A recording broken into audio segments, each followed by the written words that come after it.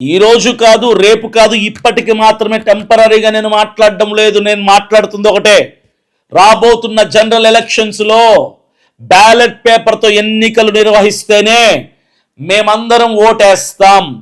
EVM మిషన్ల ద్వారా ఓట్లు పెడితే మేము ఓటు వెయ్యము సార్, మేము ఓట్లు వెయ్యము.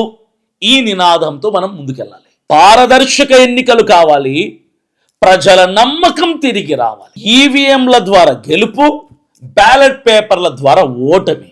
ఇది అదృష్టం కాదు, ఇది నా ప్రశ్న, నా పోరాటం. ఇది ప్రజాస్వామ్య పరీక్ష. నేను ఓడించాలనుకోవటం లేదు, నిజం తెలియాలని మాట్లాడుతున్నా. ఈవీఎంల ద్వారా గెలుస్తున్నటువంటి బీజేపీ బ్యాలెట్ తో కూడా గెలిచి చూపించగలిగితే అసలైన మగతనం అనేది అప్పుడు బయటకు వస్తుంది. అప్పుడే ప్రజాస్వామ్యం గెలిచినట్టు, ప్రజల ఓటు గెలిచినట్టు.